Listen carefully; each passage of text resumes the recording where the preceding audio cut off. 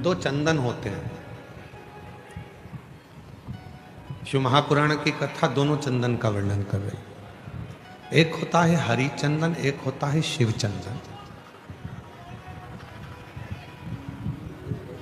और दोनों चंदन बहुत कठिनता से नहीं बनते। पूर्ण समर्पण के साथ में ये दोनों चंदन का निर्माण होता है। हरि चंदन तुलसी अपने आंगन में रहती है। तुलसी का पौधा जब सूख जाता है तो तुलसी की जो लकड़ी होती है उसको घिसकर पानी में भगवान को लगाया जाता है। वो चंदन हरि चंदन कहलाता है। और कोई बेलपत्र का वृक्ष जब सूख जाता है और उसकी जो लकड़ी होती है उस लकड़ी को घिसकर जो चंदन बनाया जाता है और शिव को लगाया जाता है उसको शिव चंदन कहते हैं।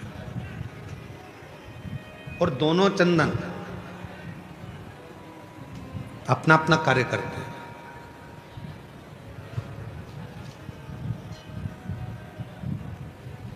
जैसे चंदन लगाते समय 3 उंगली का प्रयोग हम भगवान शिव पर करते हैं। आकार, ओमकार, ओमकार, ये 3 उंगलियों का प्रयोग हम शिव जी पे चंदन लगाते समय करते हैं।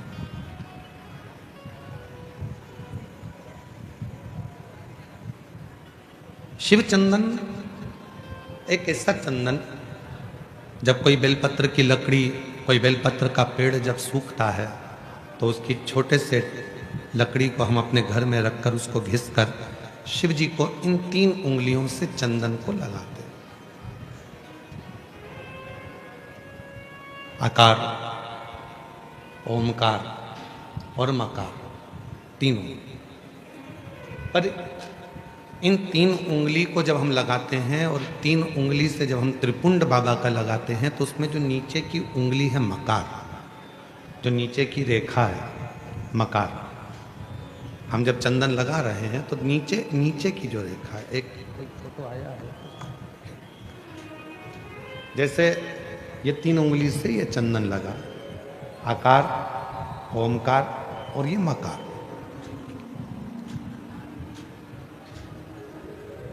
अब दुनिया की दृष्टि में लोगों को लगता है कि चंदन की लकड़ी से जो हमने चंदन लगाया वो भी श्रेष्ठ है, पर बेलपत्र की लकड़ी से जो हम चंदन लगाते हैं, चंदन घिसते हैं और वो भगवान शिव को लगाते हैं, उसमें जो ये मकार वाली रेखा है, जब हम 3 उंगली लगाते हैं तो नीचे की जो मकार की रेखा है उस रेखा का थोड़ा सा चंदन, यदि कितना भी बीमार व्यक्ति है उसके कंठ में अगर वो चंदन मकार की रेखा का थोड़ा सा चंदन उसके कंठ पर लगाना प्रारंभ कर देते हैं तो 15 दिन में वो पलंग पर से उठकर बैठना प्रारंभ कर देता है, कितना भी बीमार क्यों।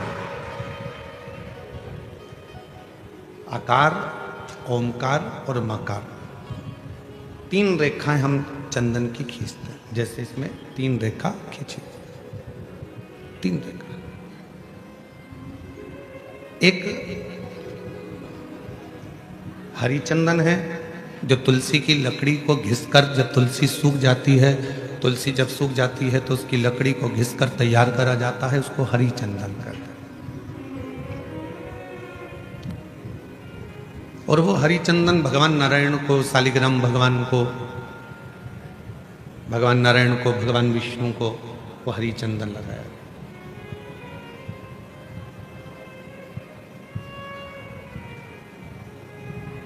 हरि चंदन का लेपन किया जाता है और वो हरि चंदन भी बड़ा काम का है महाराज। जब शालिग्राम भगवान को हरि चंदन लगाते हैं, हरि चंदन का लेपन करते हैं या एक बिंदी भी हरि चंदन की लगाते हैं, और यदि वो हरि चंदन का एक छोटा सा अंश मात्र भी हम लेकर आए, और जिसको दमे की शिकायत होती है, श्वास की शिकायत होती है, चढ़ने में चलते चलते हाँपड़ी भरा जाती है, हाँप भरा जाती है, डॉक्टर ने कह दिया कि फेफड़े 70%, 60%, 80% खराब हो गए हैं, काम नहीं कर रहे, उस व्यक्ति के हृदय पर, वक्ष स्थल पर यदि वो हरि चंदन का लेपन जो शालिग्राम भगवान पर, भगवान श्री हरि पर, राम जी पर, ठाकुर जी पर, कृष्ण पर, लड्डू गोपाल पर जो आपने किया है, उसको यदि हम लगाना चालू करते हैं तो उसको भी फिर चलने में तकलीफ नहीं आती और फेफड़े उसके काम करना प्रारंभ कर देते हैं। वो हरिचंदन की भी एक प्रथा। तो दो चंदन, एक हरिचंदन, एक शिव चंदन। जम के बोलेंगे सभी लोग, हरिचंदन काय से बनता है? तुलसी की लकड़ी से। और शिव चंदन काय से बनता है? बेलपत्र जो सूख जाता है, लकड़ी जो सूख जाती है उसके। दोनों कारगर।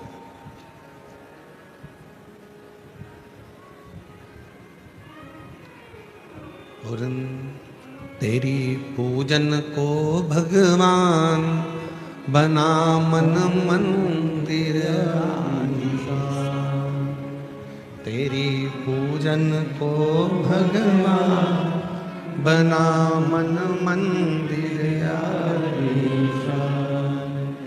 घिस घिस चंदन तुझे लगाऊं, नित नित तुझको रोज मनाऊं, घिस घिस चंदन तुझे लगाऊं। हे भगवान, नित्य तेरे को मैं मनाऊं, घिस घिस चंदन रोज लगाऊं, नित नित भोला तुझे मनाऊं, घिस घिस चंदन रोज लगाऊं, नित नित भोला तुझे मनाऊं, तेरी पूजन को भगवान बना मन मंदिर, तेरी पूजन को भगवान बना मन मंदिर,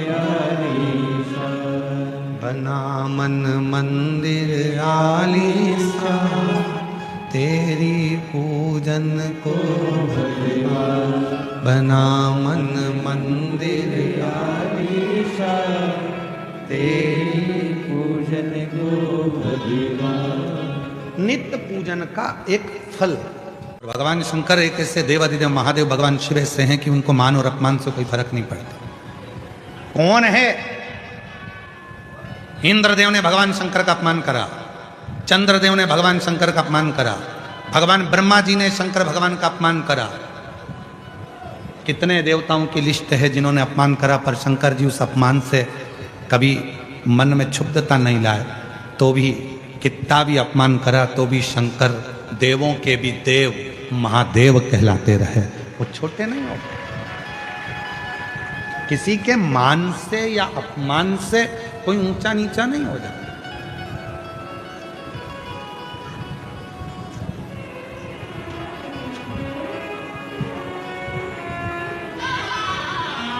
किसी के मान और सम्मान से कोई ऊंचा नीचा या अपमान से मान सम्मान, अपमान से आपको सम्मान दिया तो आप श्रेष्ठ हो गए, आपको अपमान मिला तो आप अश्रेष्ठ हो गए, ये कोई बात नहीं है।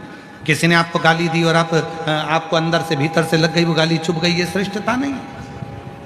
ठीक है, आप शिव से संबंध जोड़ो, भगवान शंकर से संबंध।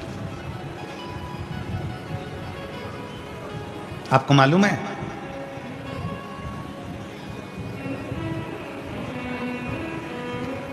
शिव जी को धतूरा क्यों चढ़ाया जाता है?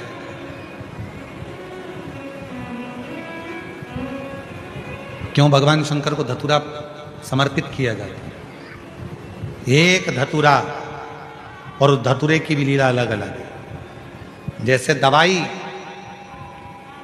कोई दवाई ऐसी रहती है उसको शहद के साथ में, जब आयुर्वेदिक दवाई है तो उसको शहद के साथ में घोल कर चाटा जाता है। कोई दवाई ऐसी रहती है उसको कुनकुने पानी से लिया जाता है। कोई दवाई ऐसी रहती है उसको दूध से लिया जाता है। कोई दवाई ऐसी रहती है कि उसको गुड़ के साथ लिया जाता है। कोई दवाई ऐसी रहती है कि डायरेक्ट उसको मुख में रखा जाता है। कोई दवाई ऐसी रहती है कि उसको गर्म पानी से लेते हैं। कोई दवाई ऐसी रहती है उसको ठंडे पानी से लेते हैं। धतूरे का भी एक नियम है, धतूरे का भी एक नियम है।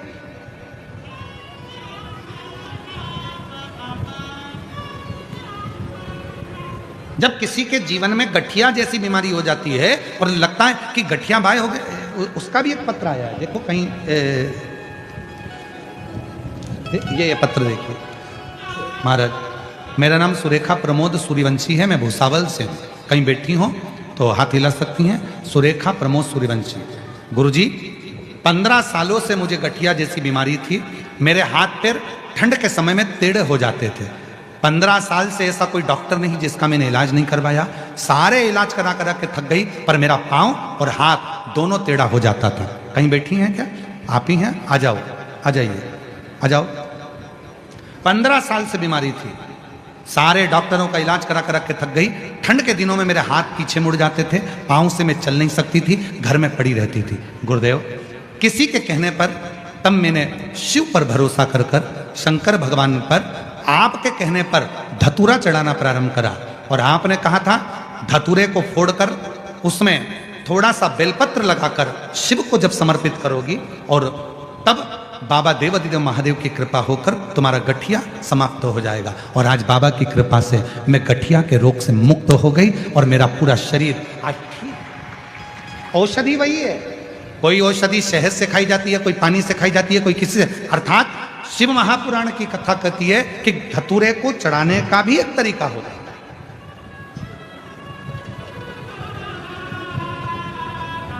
धतूरे को चढ़ाना।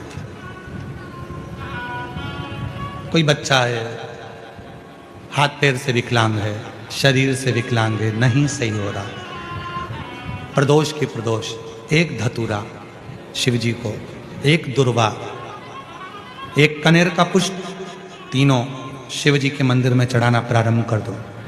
दुर्वा लाओ, पीसो। विकलांग है, चल फिर नहीं रहा है, डॉक्टर का भी इलाज चल रहा है, उसको वो दुर्वा पीस कर सुबह दोपहर शाम 3 बार उसको देना प्रारंभ करो।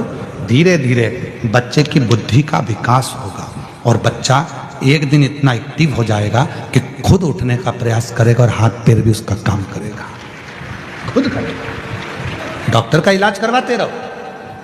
धतूरा भी किस चीज के लिए चढ़ा रहे हो, कैसे समर्पित कर रहे हो, वो भाव।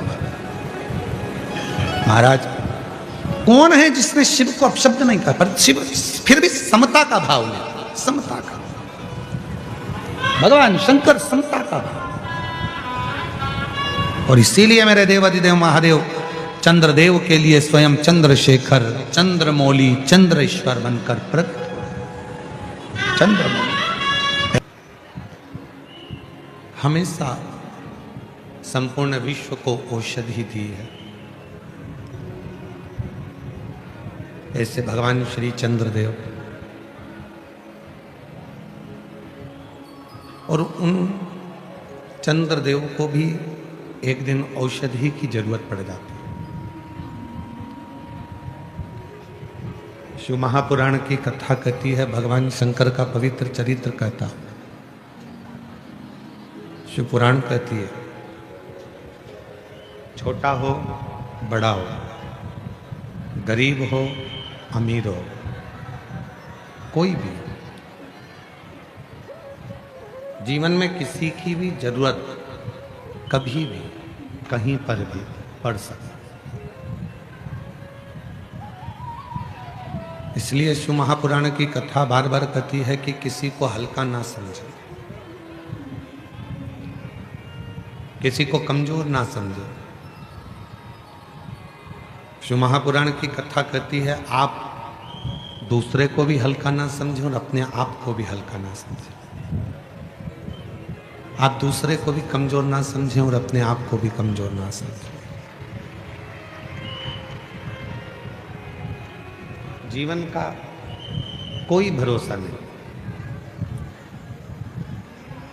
ये मानव की जिंदगी, मानव का जो जीवन है, मानव का जो जीवन है, कब कहाँ किससे काम पड़ता है, कोई भरोसा नहीं।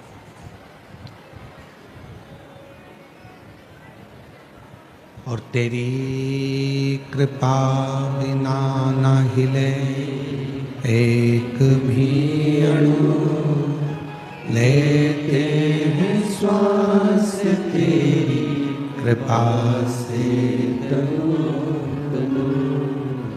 बखान क्या करूं मैं राखों के ढेर का, चपटी भगोत में खजाना हे गंगाधर मुक्ति ओमकार तू भोले ओमकार तू आयो शक्ति हरि शंभु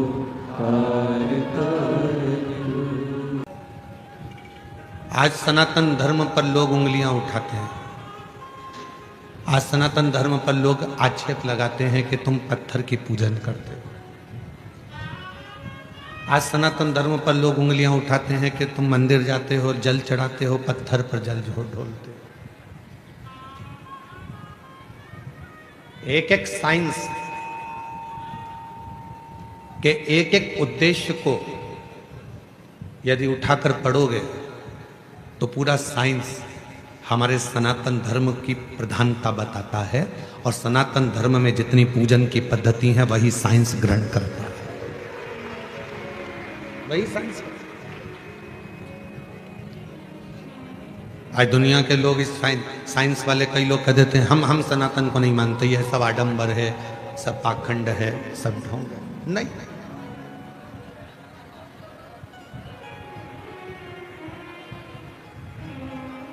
एक समय ऐसा भी आता है डॉक्टर पूरा इलाज करता है, सारी दवाइयां देता है, सब कुछ करता है, और आखिरी में डॉक्टर भी कह देता है कि मैं पूरी कोशिश कर रहा हूं, अब उसके हाथ में। मतलब डॉक्टर को भी मालूम है कि एक डॉक्टर और बैठा है, वो काल अधिपति महाकाल कहीं ना कहीं बैठकर इस कार्य को कर रहा है। एक और बैठा, कोई संभालने वाला एक और बैठा है। शिव कथा कर रहे हैं।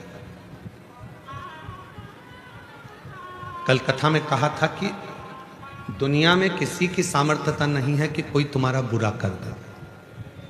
अपना बुरा हम खुद कर रहे हैं, कोई दूसरा बुरा नहीं कर सकता।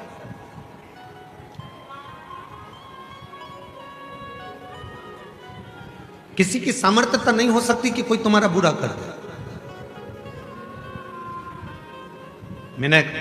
हमने अपनी व्यासपीठ में भी कई बार देखा है, कई माताएं बहुत परेशान हो जाती हैं तो घर में झगड़ा करते करते, जब सास से झगड़ा होता है, ननद से झगड़ा होता है, परिवार में झगड़ा होता है, तो वो झगड़े में कह देती है ऐसी जिंदगी मेरी भगवान ना जाने क्यों पैदा कर दिया, मुझे तो भगवान मार दे तो अच्छा। मतलब तू अपने आप को कोस रही है, और दिन भर में एक बार सरस्वती मुख से निकलती है तो हो सकता है कि वो तेरा बुरा होना उसी दिन से चालू हो गया।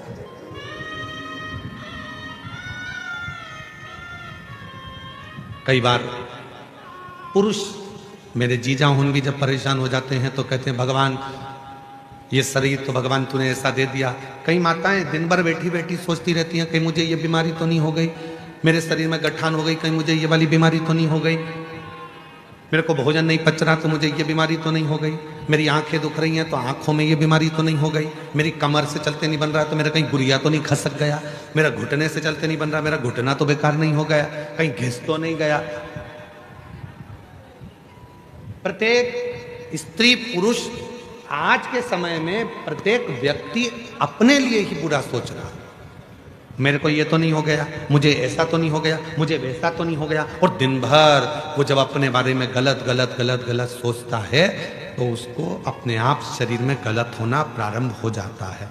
और जिसने ये सोच लिया कि मुझे कुछ भी नहीं हुआ, फिर तो परमात्मा ऐसी कृपा करता है कि कुछ हो भी रहा होता है तो परमात्मा उसको अच्छा करता है।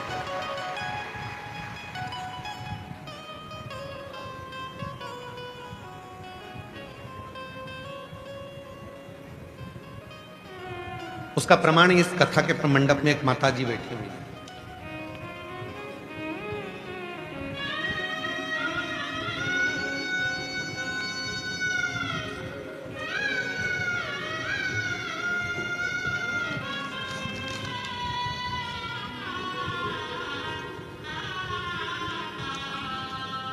मेरा नाम शीतल राकेश जाधव है। मैं महाराष्ट्र के भुसावल खड़का की रहने वाली हूँ। मेरा मोबाइल नंबर ये है, कहीं बैठी हों तो हाथ हिला सकती हैं। मेरा नाम शीतल राकेश जाधव है। मैं महाराष्ट्र के भुसावल खड़का की रहने वाली हूँ। आप ही हैं? आ जाओ, आ जाइए। बच्चा हो साथ में तो उसको भी लेकर आइए। मेरी शादी को 13 साल हो गए थे, पर मुझे संतान का सुख प्राप्त नहीं हुआ। मेरी शादी को 13 साल हो गए थे, संतान का सुख नहीं प्राप्त हुआ। डॉक्टरों के पास बहुत इलाज किया। डॉक्टरों ने यह कहकर मना कर दिया कि मुझे संतान प्राप्ति नहीं होगी। मैंने भुसावल, सूरत, नासिक बहुत से डॉक्टरों के पास इलाज किया। उन्होंने कहा था कि मुझे IVF टेस्ट ट्यूब भी करना होगा। फिर मैंने आपकी कथा के बारे में बड़ी बहन से जाना और भोले बाबा के मंदिर जाना चालू करके सुबह 1 लोटा जल चढ़ाती, आस्था चैनल पर बाबा की कथा सुनती तथा पशुपति उपास करती, सफेद आंकड़े की जड़ का प्रयोग करा और बाबा की कृपा से 16 अगस्त 2022 को पहली बार कावड़ भरी सीहोर में जाकर। बाबा ने ऐसी कृपा करी गुरुदेव, कावड़ में मन लग गया। 5 पंडाल कथा सुनने का ऐसा महत्व मुझे मालूम पड़ा, तो मैंने 5 पंडाल की कथा सुनी और 5वां पंडाल जब पूरा हुआ तो मेरा गर्भ ठहर गया। गर्भ ठहरा और बाबा की कृपा से 4 जून 2025 को मेरे घर में संतान ने जन्म लिया। 4 जून 2025 को 13 साल के बाद मेरे घर में संतान ने जन्म लिया। पर जन्म के कुछ देर बाद कुछ ही समय निकला और मेरी तबीयत ज़्यादा खराब हो गई और खराब होने पर मेरा किडनी, लीवर सब डाउन होने लगा। तब मेरा डायलिसिस चालू हो गया। अब डायलिसिस चलते चलते चलते चलते हम लोग घर भी आ गए, पर महीनों निकल गए। डायलिसिस जब बंद नहीं हुआ तब मन में आया कि अब केवल अगर इस डायलिसिस को कोई बंद कर सकता है, क्योंकि डायलिसिस हर 2 दिन में डायलिसिस हो रहा था। किडनी लीवर काम ना करे, हर 2 दिन में डायलिसिस हो रहा था। अब कोई बंद करेगा तो शिव बंद करेगा। तभी मैंने अपने परिवार वालों से कहा कि मुझे शिवजी पर चढ़ा हुआ जल लाकर देना चालू करो और डायलिसिस अब बाबा के भरोसे छोड़ दो। बाबा की ऐसी कृपा हुई गुरुदेव, आज मैं बाबा को धन्यवाद देने करना चाहती हूँ। केवल 25 दिन तक लगातार शिवजी पे चढ़ा हुआ जल पीना प्रारंभ करा और बाबा की कृपा से मेरा आखिरी डायलिसिस 15 अगस्त को हुआ। उसके बाद मेरा डायलिसिस पूरा बंद हो गया। अब मैं पूर्ण तरह से स्वस्थ हूँ। अब मैं पूर्ण तरह से स्वस्थ हूँ। ये शिव है।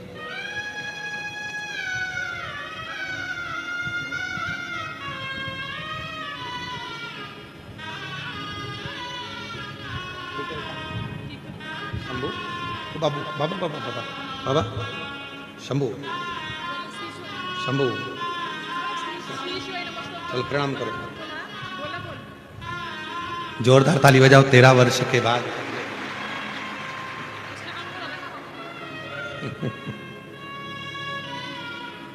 बच्चे का नाम भोला रखा है इन्होंने। एक बार जोरदार ताली बजाओ।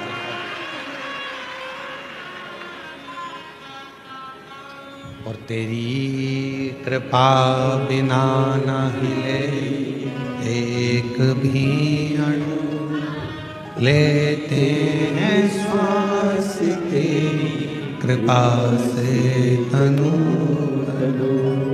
बखान क्या करूं मैं राखों के ढेर का, चपटी भभूत में खजाना मेरा। हे गंगाधर मुक्ति द्वार ओंकार तू, भोले ओंकार तू, आयो शरण बिहारी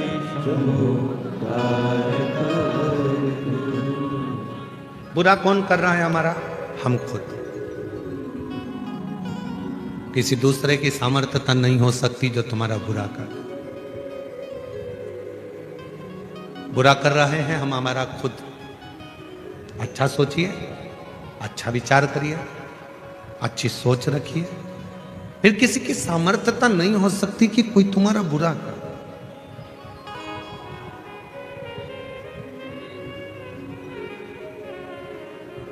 मुझे लग रहा है कि मेरा तबीयत में ऐसा होगा तो वो होगा। और तुमने सोच लिया कि मुझे कुछ नहीं होगा, आग लगे बस्ती में अपन रहो मस्ती में, क्या किसको रोइए चादर तान के सोइए, तो फिर कोई तुम्हारा बुरा नहीं कर सकता कोई।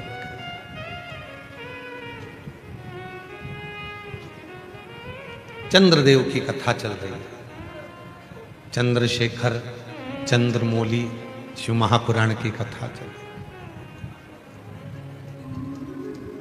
चंद्रदेव का बुरा लोग कर रहे हैं, दक्ष प्रजापति ने चंद्रदेव को श्राप दे दिया।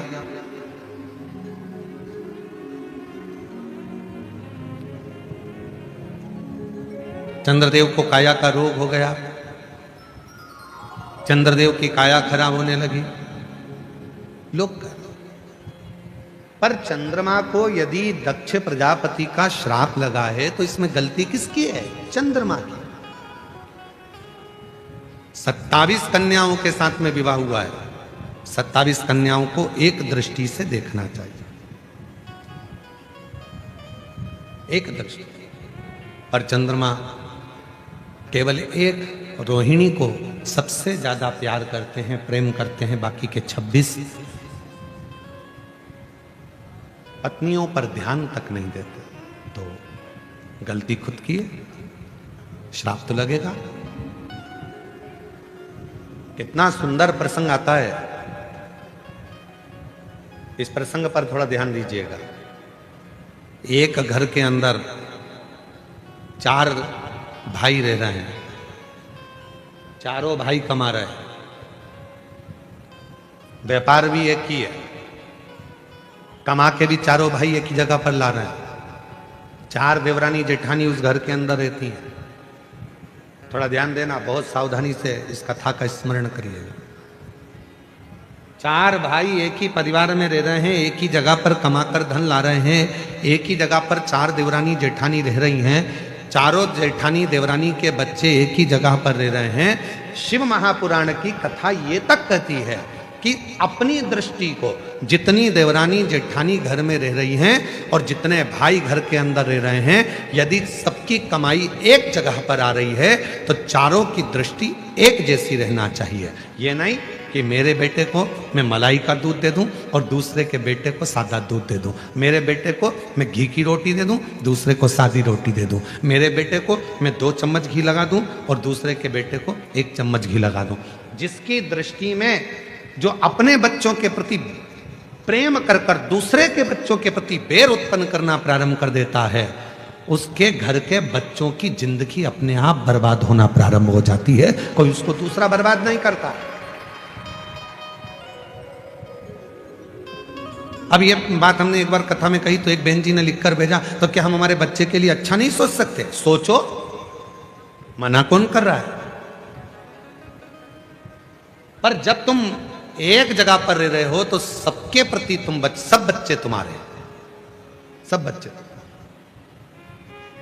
एक बार हमने कथा में कहा था, सबसे ज्यादा नरक में कौन जाता है? याद है आप लोगों को? बोलो तो जम के। सबसे ज्यादा नरक में कौन जाता है? तो एक बार हमने कथा में कहा था, सबसे ज्यादा नरक में जाता है प्रसाद बांटने वाला।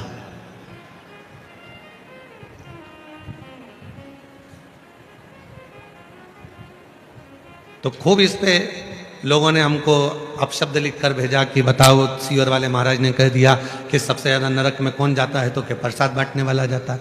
प्रसाद बांटने वाला नरक में क्यों जाता है? तो कहा प्रसाद बांटने वाला प्रसाद कभी भी बंटता है तो अच्छी जगह पर बंटता है, धर्म की जगह पर बंटता है। मंदिर, देवालय, शिवालय, कथा, भागवत, सत्संग, संकीर्तन, तीर्थ, प्रसाद अच्छी जगह पर बंटता है। प्रसाद कभी किटी पार्टी में नहीं बंटता, प्रसाद शादी के फंक्शन में नहीं बंटता, प्रसाद 25वीं शादी की सालगिरह में नहीं बंटता, प्रसाद सिल्वर जुबली गोल्डन जुबली पर नहीं बंटता, प्रसाद धर्म की जगह पर बंटता है। और जब धर्म की जगह पर कोई व्यक्ति प्रसाद बांटने खड़ा होता है, दूसरा आया तो हाथ ऐसा होता है, और खुद के घर का पहचान वाला आया तो हाथ ऐसा हो जाता है, वो व्यक्ति नरक चलेगा। पत्नी आई, हाथ बड़ा, बेटा आया, हाथ बड़ा, कोई दूसरा आया, हाथ छोटा, सबको ऐसे ऐसे ऐसे ऐसे दे रहे थे, और जैसी पत्नी आके खड़ी हुई तो मुट्ठा भर के दे दिया। बेटा आया तो मुट्ठा भर कर दे दिया, कोई आया परिचित भाई आया, काका आया, काकी आई, तो उन्होंने पस भर कर दे दिया। पर उसने ये नहीं सोचा कि हम धर्म की जगह पर खड़े होकर प्रसाद में भेदभाव कर रहे हैं। जब हम प्रसाद में भेदभाव कर रहे हैं तो वो परमात्मा की दृष्टि में रहेगा और हमको नरक भोगना पड़ेगा।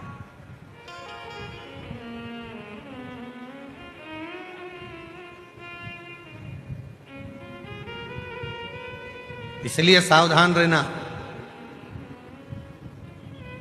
धर्म की जगह पर, सत्कर्म की जगह पर, मंदिर, शिवालय, देवालय, सारी जगह पर एक बराबर, एक जाजम में, एक आनंद के साथ प्रसाद का वितरण होना चाहिए।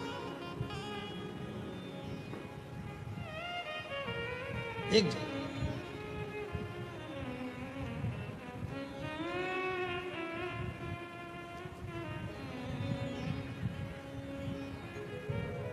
शेगांव के गजानन जी महाराज, दुनिया की सबसे बड़ी रसोई, दुनिया का सबसे बड़ा भंडारा अगर कहीं चलता है तो शेगांव के गजानन महाराज के यहाँ चलता है।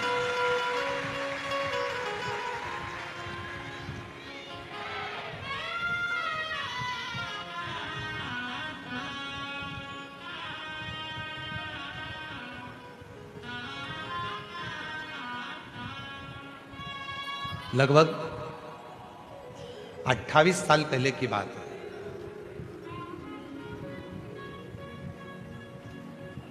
और 28 साल से हो सकता है कि 29 साल 28 साल पहले की बात हो, हम शेगांव गए, भंडारे में भोजन प्रसाद चल रहा था।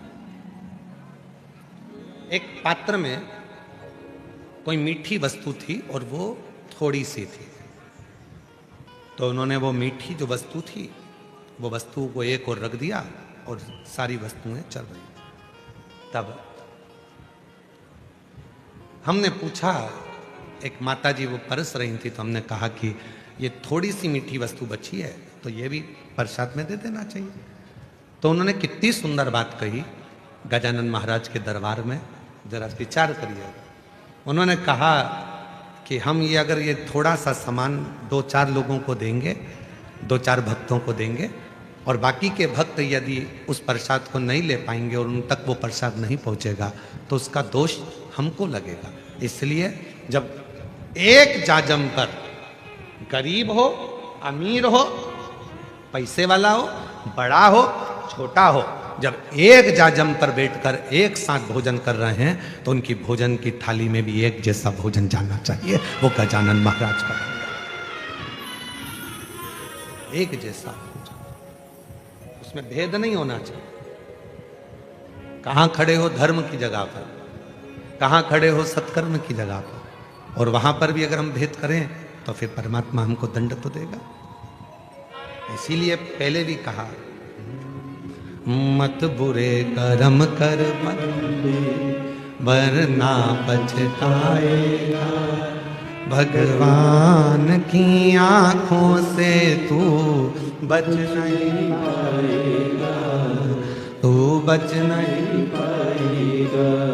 अरे ओ अज्ञानी मत करना नादानी, अरे ओ अज्ञानी मत करना, तेरे कर्म का फल भी तो ही पाएगा, जैसा किया तूने तेरे आगे आएगा। मत बुरे कर्म कर बंदे वरना पछताएगा, भगवान की आंखों से तू बच नहीं पाएगा, तू बच नहीं पाएगा। अरे ओ अज्ञानी मत करना नादानी। समभाव, समदृष्टि, सम विचार, सम सोच, समभाव रखिए।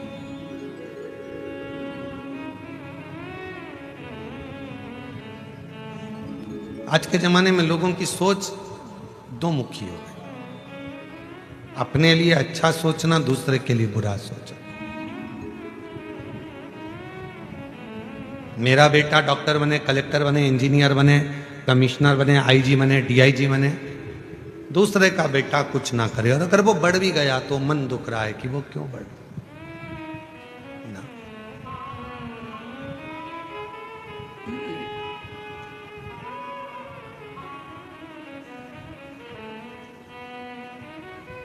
कितना सुंदर संवाद है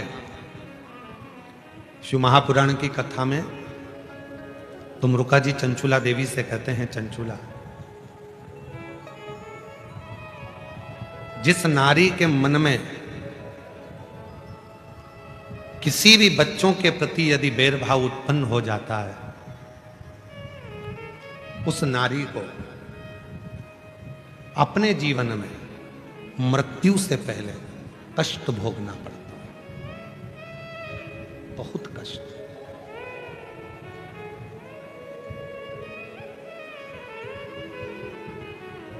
उठाओ पूरा रामचरितमानस का चरित्र। राम जी के जाने की कथा मिलती है रामचरितमानस में कि राम जी ने सरयू जी में समाधि। लक्ष्मण जी के जाने की खबर मिलती है, भरत जी के जाने की खबर मिलती है, शत्रुघ्न जी के जाने की खबर मिलती है, मां जानकी जी के जाने की खबर मिलती है, यहां तक भगवान कृष्ण के भी जाने की खबर द्वापर में मिलती है। राधा रुक्मणी जी के जाने की भी खबर द्वापर में मिलती है। आप सब विद्वान बैठे हो, सब विद्वान हो, ऐसा नहीं कि आप में विद्वत्ता नहीं है। आप में से किसी को मालूम हो कि मंथरा कब गई, कैसे गई, मंथरा के प्राण कैसे छूटे, मंथरा का शरीर कैसा छूटा? अगर आप लोगों को किसी को मालूम हो तो हमको जरूर लिख के भेजना कि मंथरा ऐसे मरी थी। जिस समय पर भरत जी महाराज को मालूम पड़ा कि मंथरा ने भगवान राम जी को वन भेज दिया, क्रोध में आ गए भरत जी महाराज मंथरा के ऊपर, पर मंथरा को कुछ नहीं कहा। क्या, क्यों? इसको राम जी आए वनवास से वापिस, मंथरा सामने खड़ी थी और मंथरा ने हाथ जोड़कर राम जी से कहा था कि मुझे आप मृत्यु दंड दे दो, मैं मर। राम जी ने कहा, मां क्यों ऐसी बात करती हो कि मृत्यु दंड दे दो? तब लक्ष्मण जी ने कहा, भैया ये मंथरा जिसने तुम्हें 14 वर्ष के लिए माता केकई से कहकर वन पहुंचाया था, आप मंथरा को मृत्युदंड क्यों नहीं दे देते? ये कितने घर में जाएगी और कितने घर फोड़ेगी और कितने घरों में वनवास कराएगी। भगवान लक्ष्मण जी ने जब कहा, राम जी ने समझा कर कहा, लक्ष्मण कुछ मत बोल, सबको अपने कर्म का दंड भोगना पड़ता है।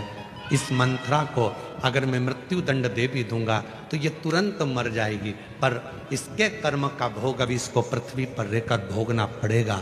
जब मौत आएगी उससे पहले इसको भुगतना पड़ेगा। ये मृत्यु का कर्म है,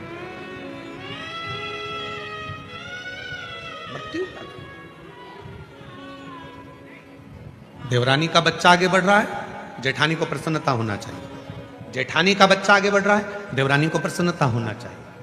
कोई अग्रण्य जा रहा है, प्रसन्नता रहो। घर में हाँ, यदि तुम अलग मकान में चले गए, तुम्हारा मकान अलग हो गया, तुम्हारी कमाई अलग हो गई, तुम्हारा घर अलग हो गया, उसके बाद अपने बच्चे के लिए सोचो, मना नहीं। पर जब सामूहिक रूप से रह रहे हो, एक जगह पर रह रहे हो, एक जगह पर खा रहे हो, एक काम चल रहा है, एक व्यापार चल रहा है, एक जगह पर सारा परिवार रह रहा है, तो सबके लिए सोचना, सबके लिए श्रेष्ठ सोचना, सबके लिए अच्छा विचार करना।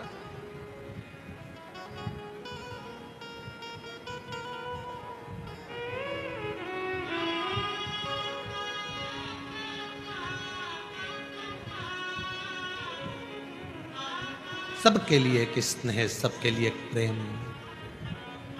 और दुर्भाग्य की बात तो यह है कि आज का जमाना इतना विचित्र हो गया कि लोग केवल परिवार तो परिवार, पृथ्वी पर एक साथ रह रहे हैं। ये घर है हमारा पृथ्वी, ये पृथ्वी हमारा नगर है, पृथ्वी हमारा घर है, इस पृथ्वी पर हम एक साथ रह रहे हैं। इसमें भी हम भेद करे जा रहे हैं। कोई कहता है ये ब्राह्मण है, कोई कहता है ये क्षत्रिय है, कोई कहता है ये वैश्य है, कोई कहता है ये शूद्र है।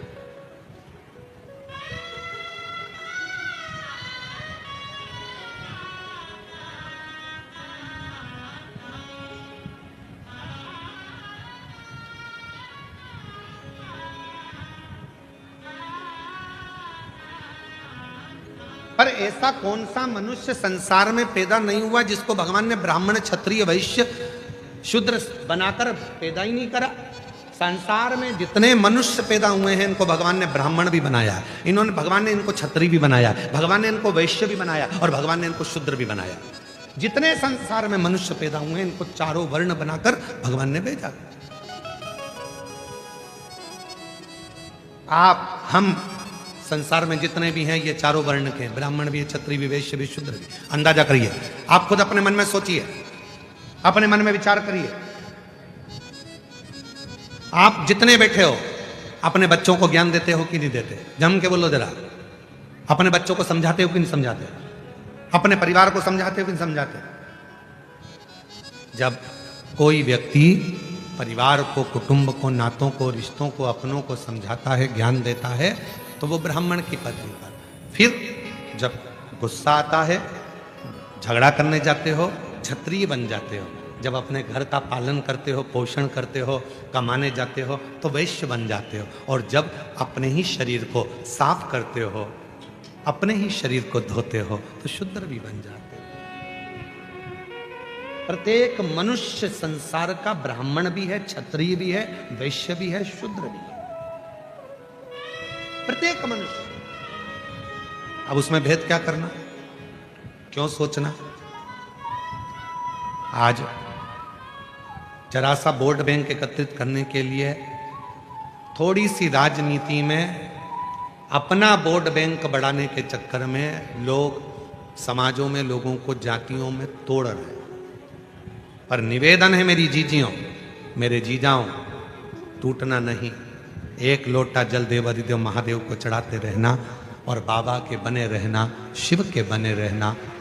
हमें टूटना नहीं, हमें जुड़ना।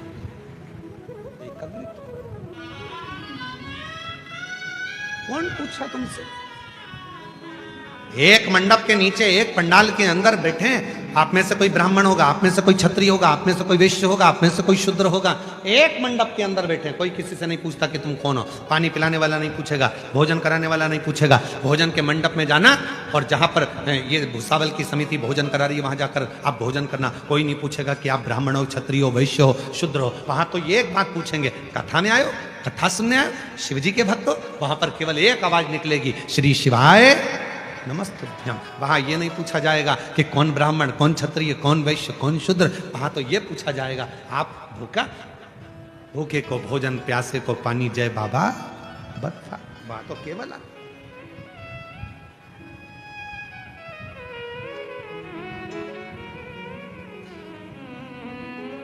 बांटा जा रहा है। आज समाजों को तोड़ा जा रहा है, जातियों में विभाजित किया जा रहा है। चंद्रदेव को यदि दुख आया तो वो दुख चंद्रदेव का खुद का है, किसी दूसरे का नहीं, स्वयं का।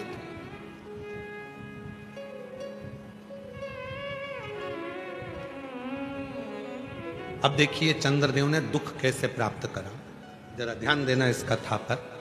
चंद्रशेखर चंद्रमौली शिव पुराण भूसावल में चल रही है, ध्यान दीजिए। दुख कैसे प्राप्त करा चंद्रदेव ने? देवताओं की सभा लगी थी,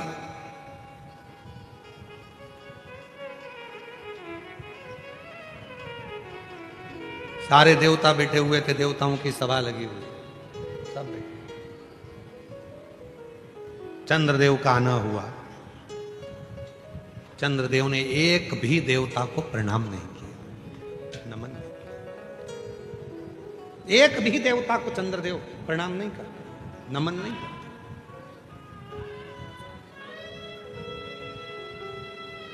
चंद्रदेव को भगवान विष्णु को प्रणाम करना था, ब्रह्मा जी को प्रणाम करना था, इंद्र को प्रणाम करना था, पर चंद्रदेव एक भी देव। और तो और थोड़ी देर बाद देवाधिदेव महादेव आकर बैठे तो चंद्रदेव, सारे देवता उठकर खड़े हो गए। भगवान विष्णु भी महादेव आए तो उठकर खड़े हो गए, भगवान ब्रह्मा भी उठकर खड़े हो गए, सब उठे, सबने उठे। इंद्र भी उठे, ब्रह्मा भी उठे, विष्णु भी उठे, पर चंद्रदेव ने अपना सिंहासन नहीं छोड़ा। किस लिए? क्योंकि चंद्रदेव को जितने भी लोग मिलते थे वो कहते थे बड़ा सुंदर है चंद्रदेव, बड़ा विद्वान है चंद्रदेव, चंद्रदेव औषधि का देवता है, चंद्रदेव बड़ा सुंदर है, चंद्रदेव बड़ा सुंदर है। अब कौन समझाए कि ज्यादा बड़ाई होती है तो वो बड़ाई जब ज्यादा होने लगती है तो व्यक्ति के अंदर एक अभिमान प्रकट होने लगता है, अभिमान।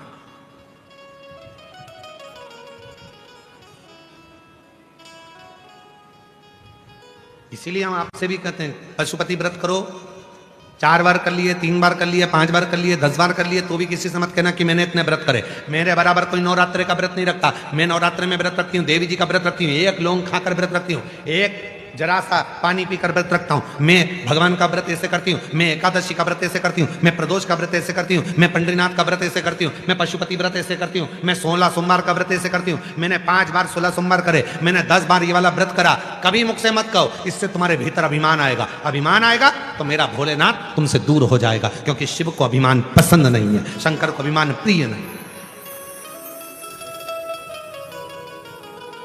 कभी मत कहो कि मैंने इतना व्रत करा, मैंने इतनी साधना करी, मैंने इतना तप करा, मैंने इतना यज्ञ करा, मैंने इतना अनुष्ठान करा, कभी नहीं।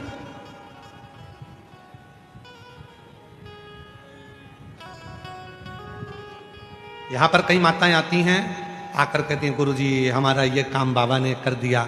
हम कहते हैं बस इतना ही बोलो कि बाबा ने कर दिया।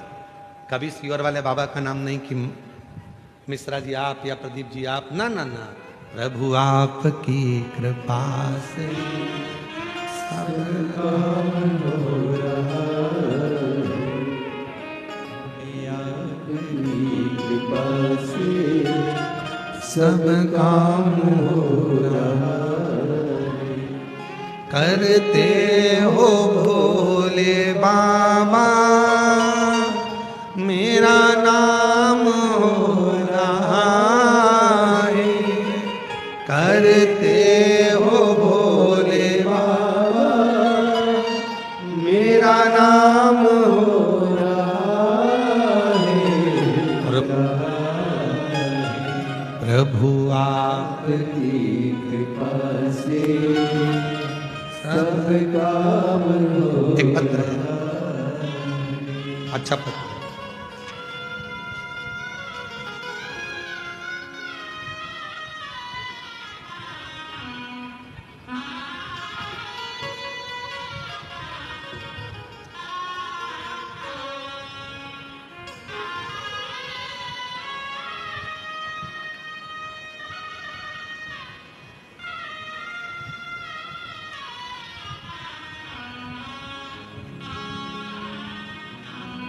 पत्र देखिए। सो रीता संतोष सरोदे, सो रीता संतोष सरोदे, गांव खड़का, तहसील भुसावल, जिला जलगांव से हो। कहीं बैठी हो तो हाथ हिला सकती हैं, अगर कहीं बैठी हो तो हाथ हिला सकती हैं। सो रीता संतोष सरोदे, गांव खड़का, तहसील भुसावल, जिला जलगांव से हो। कहीं बैठी हो, आप ही हैं, ठीक है, आ जाओ। बच्चे दोनों लिया, हाँ लिया। बाबा मेरी शादी को 17 साल हो गए थे, मुझे संतान का सुख नहीं था।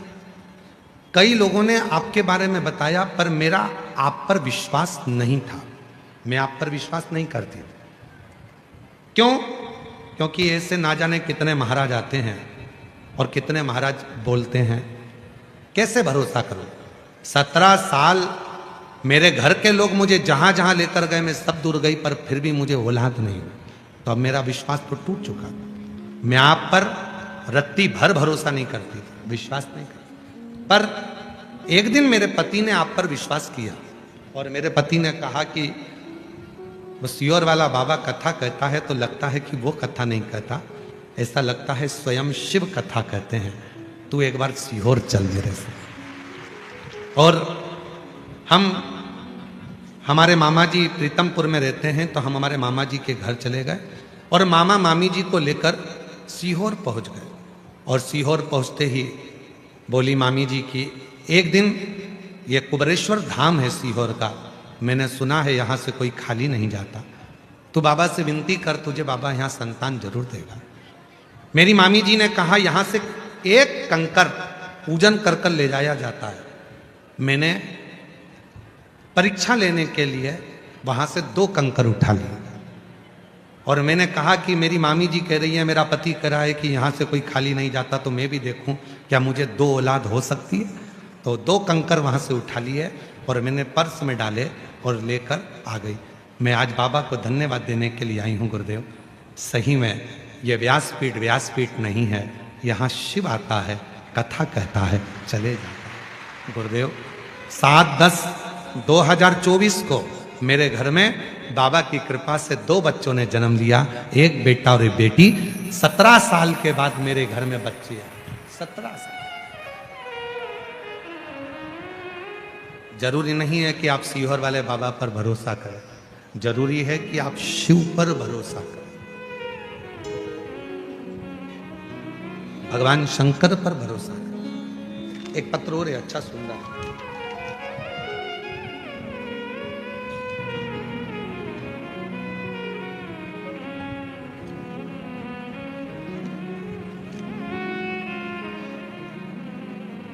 पहले फोटो देखो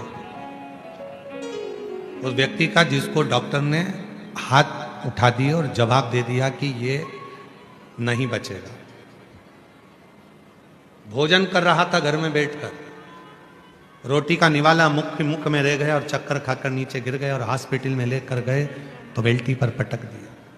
शरीर पूरा बेकार हो गया।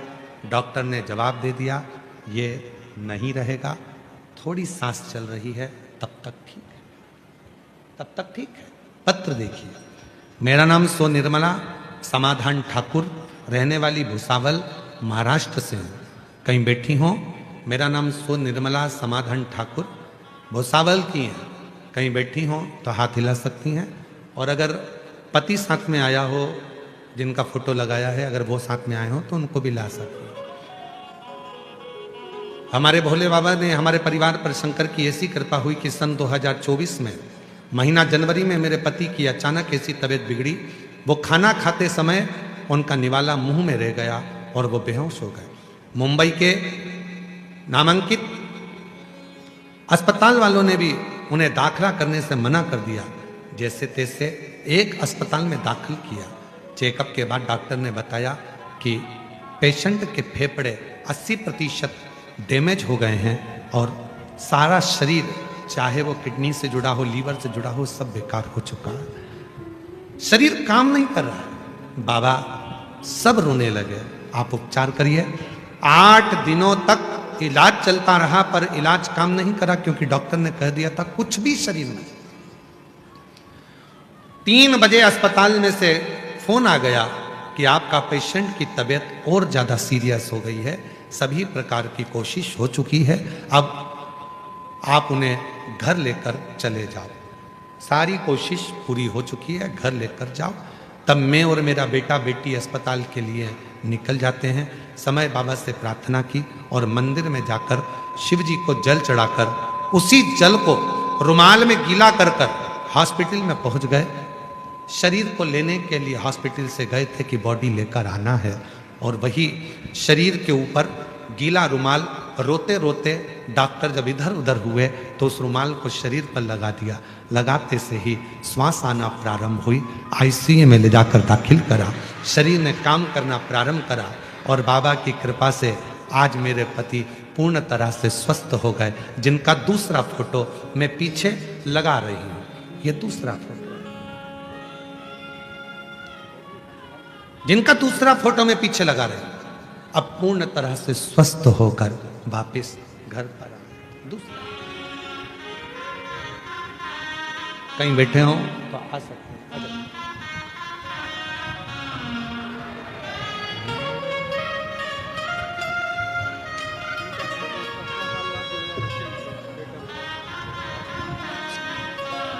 बाबा बाबा बाबा बाबा आजा शंभो। 17 साल के बाद में एक बार जोरदार ताली बजाएं। शंभो। ऐसा। और आप लोगों को बधाइयां दूं। 2026 का रुद्राक्ष वितरण का कार्य 15 मार्च से प्रारंभ हो रहा है, जो पूरे वर्ष वितरण होगा। बधाई।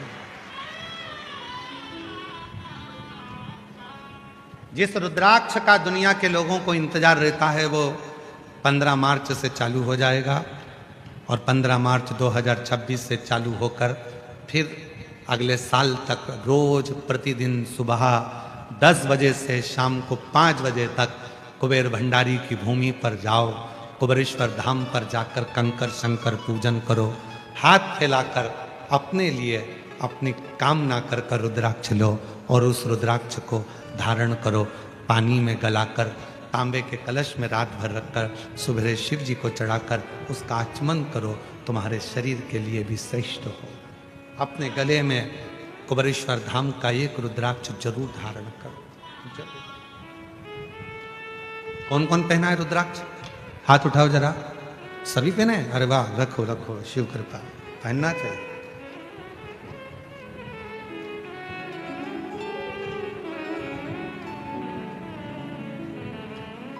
हमने पहले भी कथा में कहा था, अभी पुणे की कथा में कहा था, सुंदर होगे तो आप पर लुच्चे की नजर होगी, गले में सोने की चेन होगी तो चोर की नजर होगी, और गले में रुद्राक्ष होगा तो शिव की नजर होगी।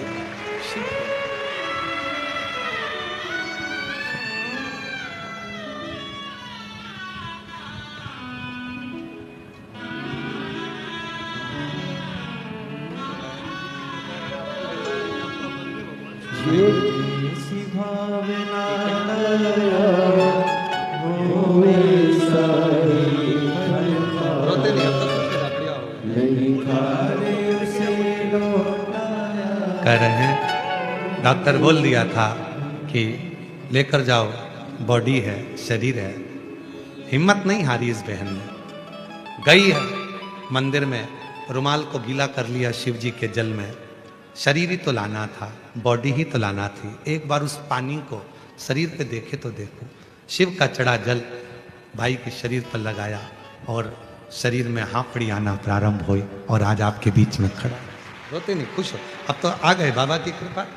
इसी को कहते हैं मौत के मुंह से भी अगर ला सकती है तो वो सावित्री ला सकती है। शिव है बाबा, बाबा की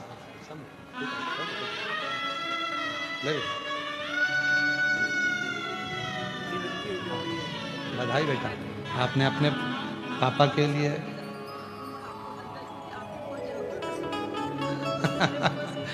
दीदी कह रही हैं हमारी पूरी उम्र आपको लग जाए क्योंकि आपकी जरूरत सबको है।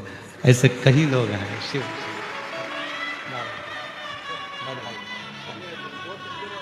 आपने लिया।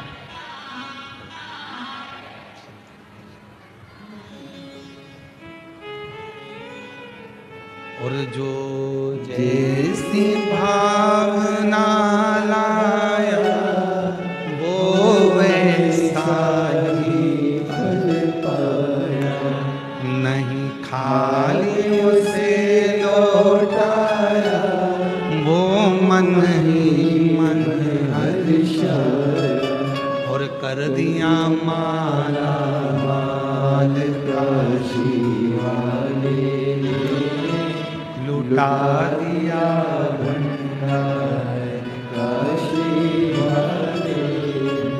एक विश्वास, एक भरोसा, एक दृढ़ता जब हमारे भीतर हो शिव के प्रति, शिव संभाल लेता है। शिव संभाल, आप उसके आश्रित तो हो, आप उसकी शरणागति तो ग्रहण करो।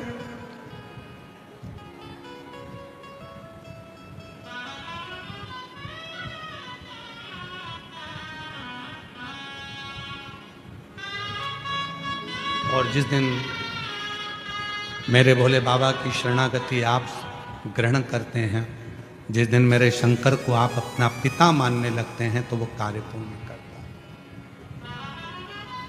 कार्य क्यों आए हो? इतनी चिलचिलाती हुई धूप है, गर्मी है, बहुत तेज गर्मी पड़ रही है, बहुत धूप है, बहुत गर्मी, और पंडालों में जगह नहीं है, सारे पंडाल फुल पड़े हुए। इतनी गर्मी आप सह रहे हो, इतनी गर्मी में बैठकर आप कथा सुन रहे हो, इतनी गर्मी में पैदल चलकर यहां तक पहुंचे हो, सीहोर वाले महाराज के लिए नहीं आए, आप उस देवाधिदेव महादेव के लिए आए हो, शिव के लिए। और जब आप उस महादेव के लिए यहां तक पहुंचे हो तो एक दिन आपका दुख दूर करने के लिए वो महादेव भी आपके दरवाजे तक जरूर पहुंचे।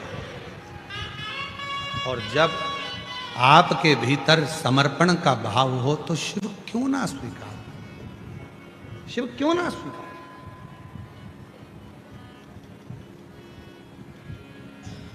चंद्रदेव, देवाधिदेव महादेव का आगमन हुआ पर चंद्रदेव खड़े नहीं हुए, शिव स्वीकार। शंकर का जो भक्त होता है वो मान अपमान दोनों को सम समझता।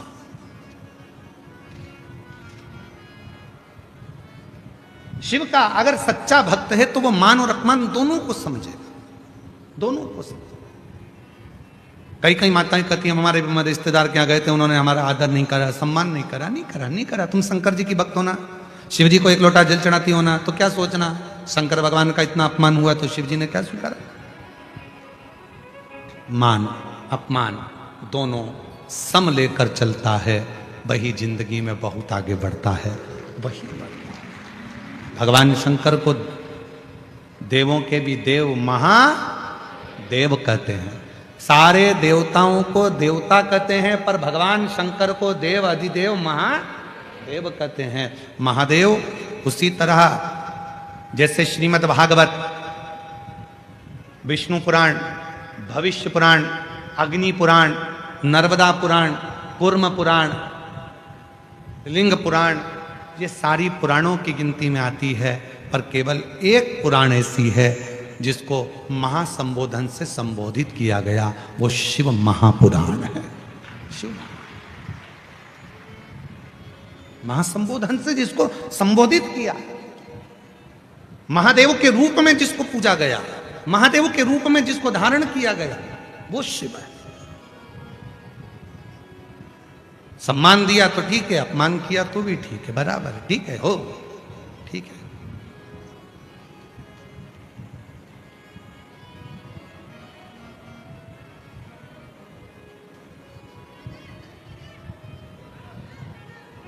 वो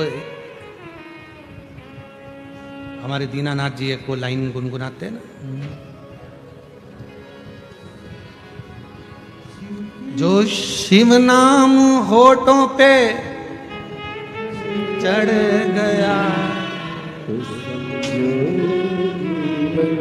सवर गया, तो समझो ये जीवन सवर गयो रे। भगवान शंकर का नाम जब जिह्वा पर आए, होठों पर आए, मुख पर आए, समझ लेना मेरे शंकर भगवान आपका कल्याण करना प्रारंभ करना चाहते हैं, इसलिए आपके मुख पर शिव नाम। और आज एक बात और कहना चाहते हैं, इस भुसावल की भूमि पर आप लोग उसको स्वीकार करना, इस बात को।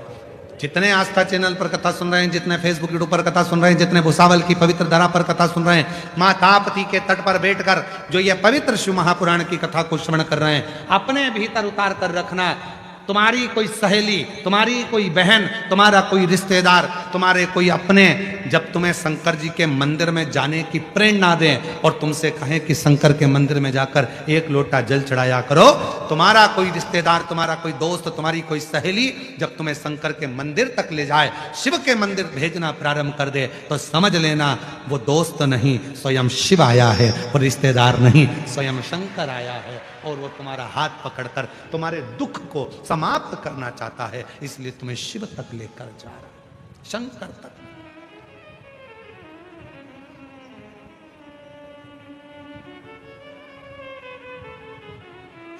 वो आपको शिव तक लेकर जा रहा है, शिव तक भेज रहा है, शंकर तक पहुंचा। चंद्रदेव शिव को देखकर उठे, भगवान शंकर को देखकर भगवान नारायण उड़ गए, ब्रह्मा जी उड़ गए, इंद्र उड़ गए, सारे देवता उड़ गए, पर भगवान शंकर को देखकर चंद्र नहीं उठे, क्योंकि उनको अभिमत्ता थी, मैं बड़ा सुंदर हूं, मैं बड़ा ज्ञानी हूं, मैं बड़ा विद्वान हूं, मैं औषधि का देवता हूं। चंद्र को औषधि का देवता माना जाता है। और जरूरी नहीं है कि एक दिन डॉक्टर को भी डॉक्टर की जरूरत पड़ जाती है, एक दिन वकील को भी वकील की जरूरत पड़ जाती है, एक दिन शिक्षक को भी शिक्षक की जरूरत पड़ जाती है, और एक दिन गुरु को भी गुरु की जरूरत पड़ जाती है। कोई जरूरी नहीं है।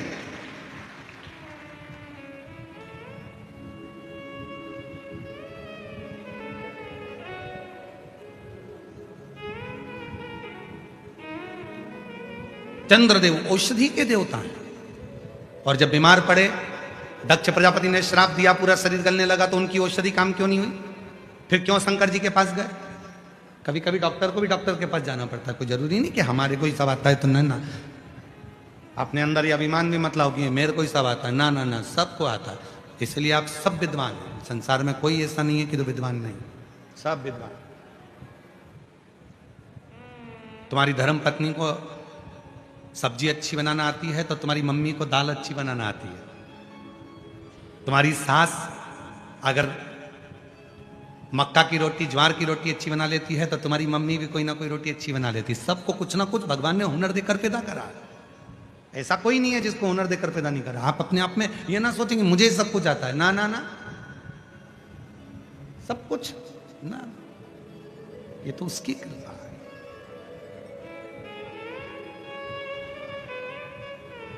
और कितनी सुंदर बात रामचरितमानस में मिलती है। कहा, हनुमान जी तुम्हारे पास में वो बल है कि पूरी सेना को तुम समुद्र के उस पार ले जा सकते हो। पूरी सेना। हनुमान जी ने मन में सोचा कि ये सब मुझे ही महान बना रहे हैं।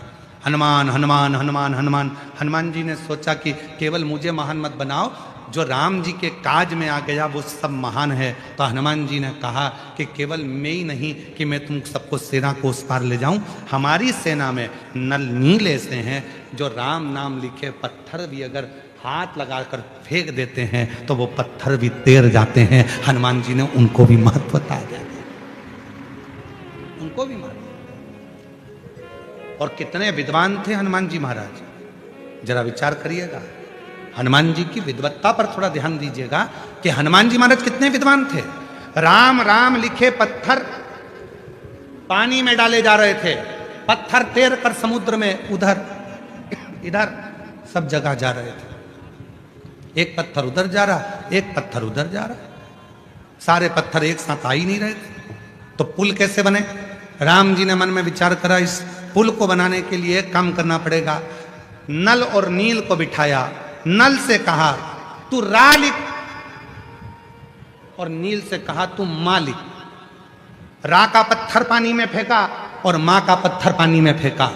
रा का पत्थर और मां का पत्थर दोनों अपने आप एक दूसरे से चिपकते चले गए और पुल बनकर तैयार हो गया और सारी सेना पार। अगर केवल राम लिख देते तो पत्थर इधर जाता उधर जाता उधर जाता उधर जाता। और इन्होंने विद्वत्ता धारण करी, एक में रा लिखा एक में मां लिखा, दोनों को जुड़ गए, अपने आप जुड़ते जा रहे थे। राम राम राम राम फिक्स होते चले जा रहे थे। फिक्स, इधर रा इधर मां, फिक्स रा मां, फिक्स रा मां, फिक्स, दोनों इकट्ठे होते गए, पुल बनकर तैयार हो गया। पहले राम राम लिखकर छोड़ रहे थे तो एक उधर जा रहा था एक उधर जा रहा था, पकड़ के लाओ जब तक पुल बनेगा। तो उन्होंने विचार करा हनुमान जी ने, एक में लिखो रा, दूसरे में लिखो मां, अपने आप चिपक जाएंगे, राम हो जाए, पुल बन के तैयार।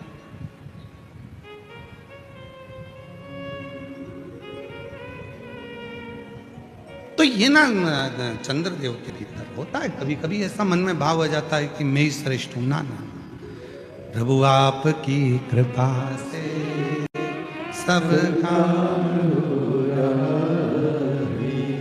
करते हो भोले बाबा, मेरा नाम हो रहा है। करते हो भोले बाबा, मेरा नाम हो रहा है। भोले आपकी कृपा से सब काम हो रहा है। शंभु आपकी कृपा से सब काम हो रहा है। कोई नहीं करता, करने वाला शिव है, केवल शिव। कौन करे?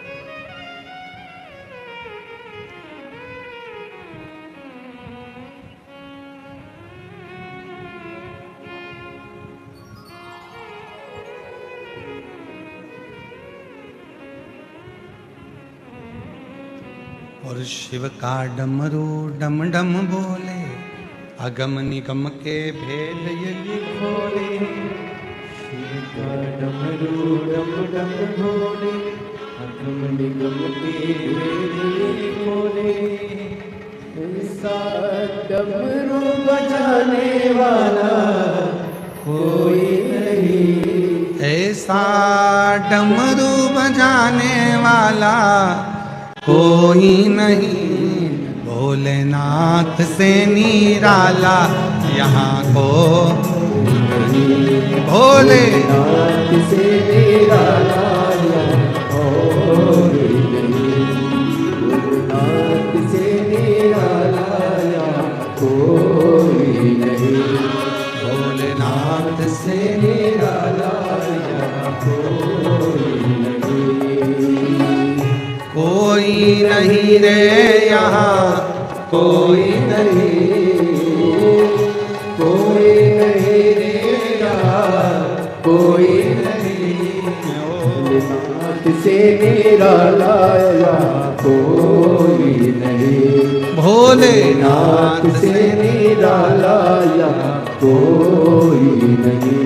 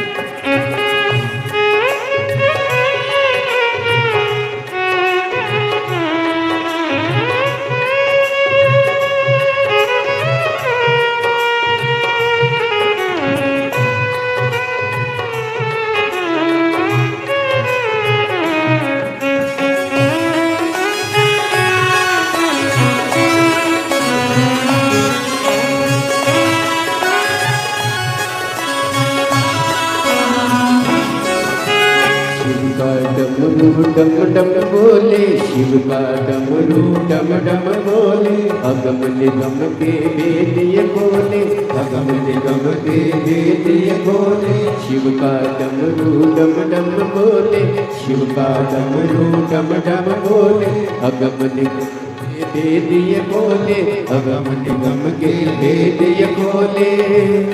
ऐसा डमरू बजाने वाला कोई नहीं, ऐसा डमरू बजाने वाला कोई नहीं, भोलेनाथ से निराला कोई नहीं, भोलेनाथ से निराला कोई नहीं। ओ कोई नहीं रे यहाँ, कोई नहीं,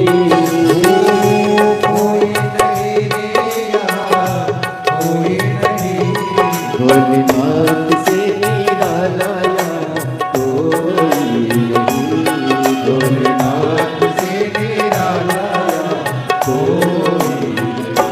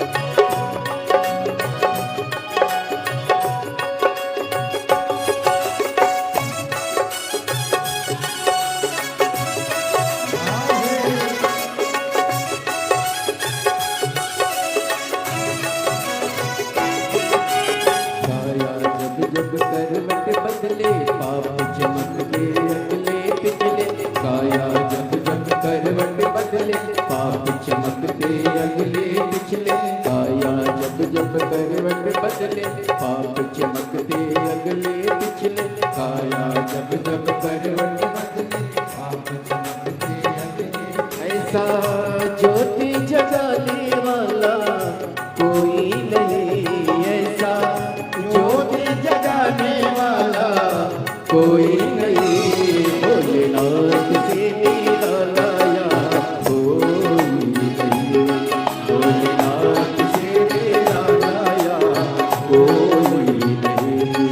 ओ कोई नहीं रे यार, कोई नहीं, कोई नहीं रे यार, कोई नहीं। शंभुनाथ से निराला कोई नहीं, शंभुनाथ से निराला कोई नहीं।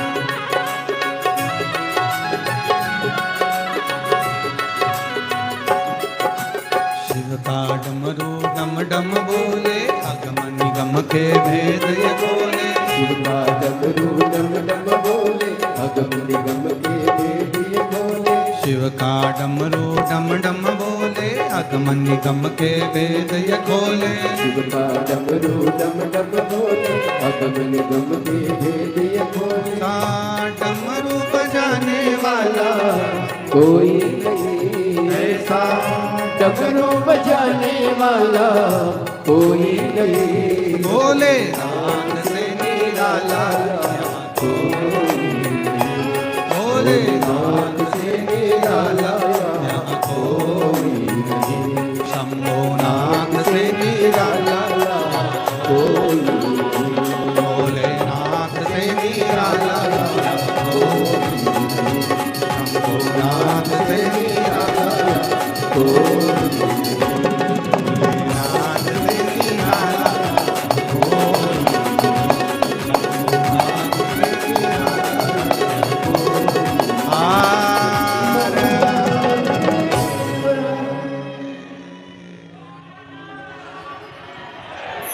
अपने स्थान पर बैठकर भगवान देवाधिदेव महादेव से प्रार्थना करें, विनय करें, निवेदन करें। बाबा को अपने मन का भाव कहें, दिल से बाबा को प्रार्थना करें। जहाँ जगह मिले वहाँ बैठकर शिव जी को अपने मन का भाव कहिए, प्रार्थना करिए, विनय करिए, निवेदन करिए, विनती करिए। ये कथा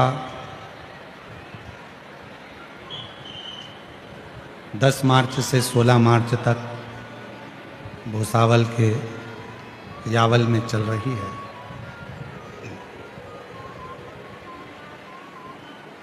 दो बजे से 5 बजे तक माँ ताप्ती के तट पर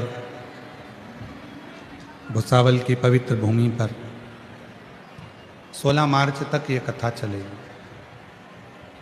फिर 20 मार्च से 26 मार्च तक जयपुर में, जयपुर राजस्थान में शिव महापुराण की कथा रहेगी।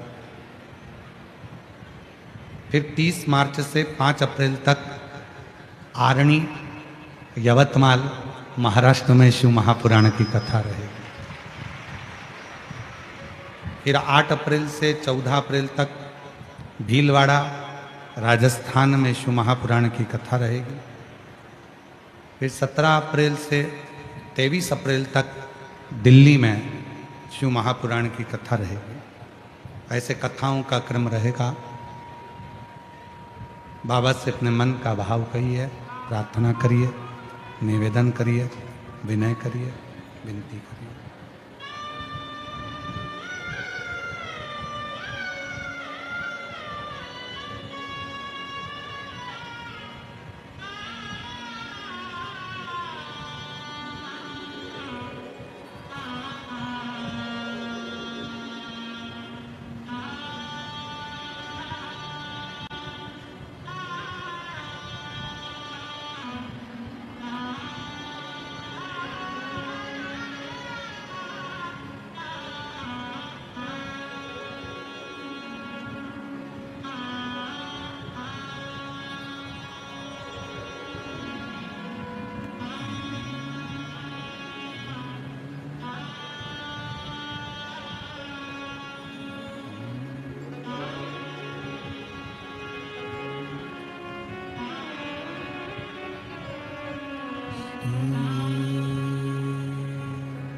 शिवाय नमस्तु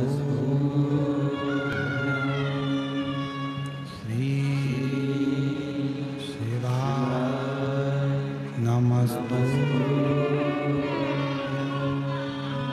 श्री शिवाय नमस्तु श्री शिवाय नमस्तु श्री शिवाय नमस्तु।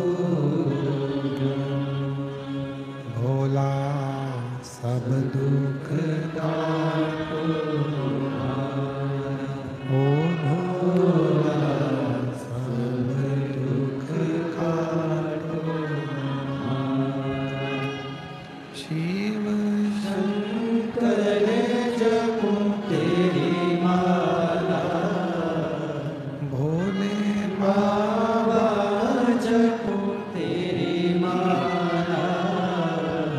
भोला सब दुख काटो, ओ भोला सब दुख काटो। वेश मंगलकारी, वेश मंगलकारी। शमशान वासी हमारा, शमशान वासी हमारा। ओ भोला सब दुख काटो हमारा, ओ भोला सब दुख काटो हमारा।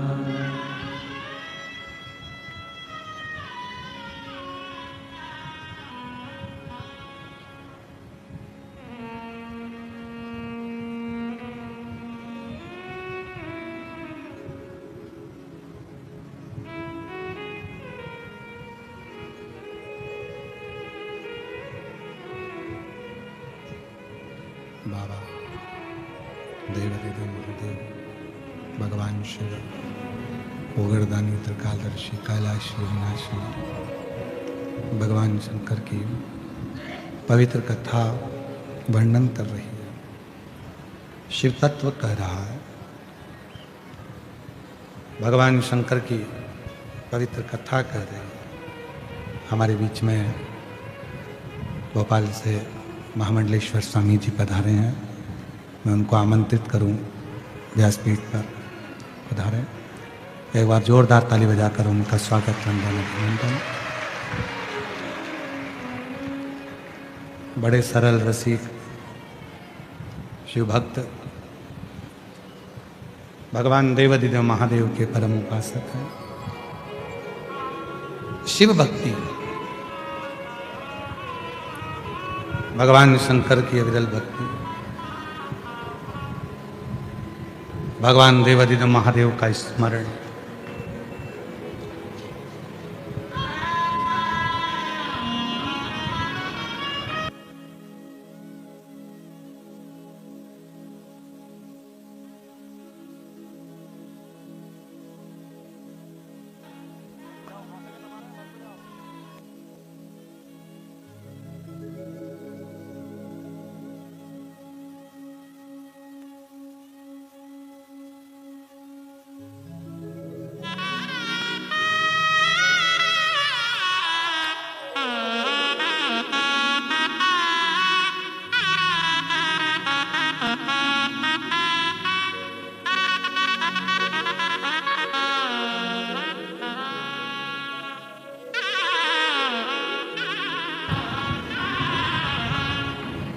शिव कथा कर रहे हैं।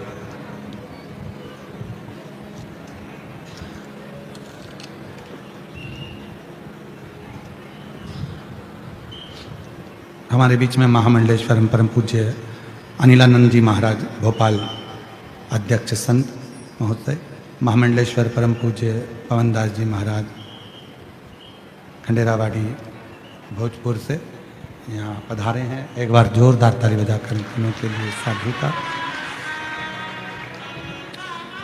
शिव कथा कर रही है, भगवान शंकर का पवित्र चरित्र का शिव महापुराण की कथा वर्णन कर रहे हैं।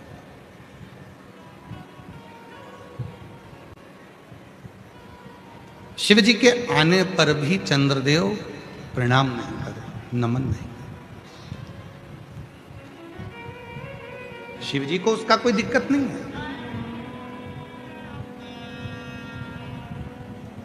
जो शंकर भगवान का परम भक्त होता है, जो शिव का परम भक्त होता है, वो मान अपमान दोनों को सम रखता है।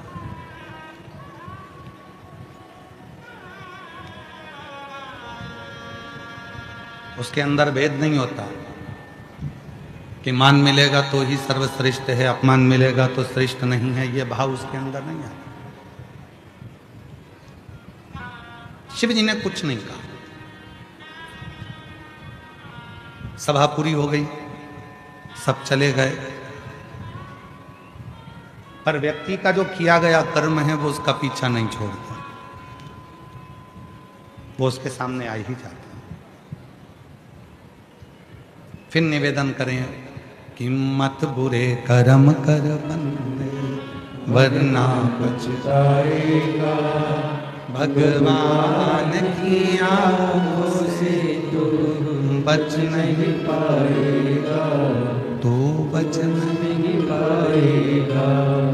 कर्म हमारा पीछा कभी नहीं छोड़ते। हम जैसा कर्म करेंगे उसके अनुसार हमें फल तो मिलना ही है, भोगना ही पड़ेगा।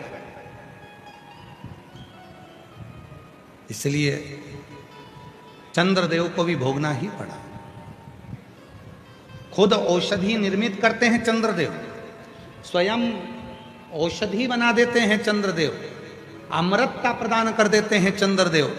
पर उन्हीं चंद्रदेव को जब रोग लगा, उन्हीं चंद्रदेव की जब काया खराब हुई, ना उनकी जितनी धर्म पत्नियां थी वो नजदीक आई, ना जितने परिवार वाले थे वो करीब में आए। और शिव पुराण भी यही कहती है कि शरीर यदि आपका अच्छा है तो सब आपके हैं, और जब शरीर बेकार हुआ तो एक कमरे में पलंग पर पड़े रहोगे, अपने आप को कोसते रहोगे और रोते रहोगे, कोई तुम्हारा नहीं, कोई।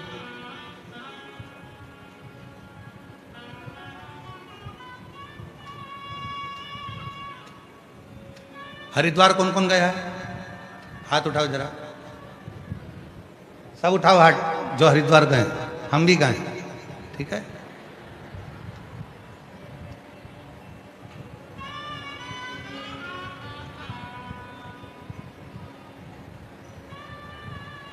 हरिद्वार का नाम हरिद्वार कैसे पड़ा?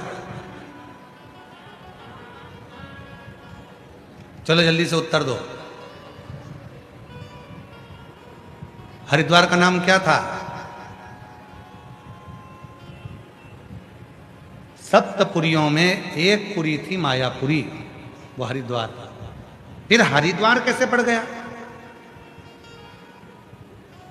शिव जी के एक भक्त के कारणवश उसका नाम मायापुरी से हरिद्वार हो गया। और वो थे अवंतिकापुरी उज्जैनी में रहने वाले राजा भर्तरी,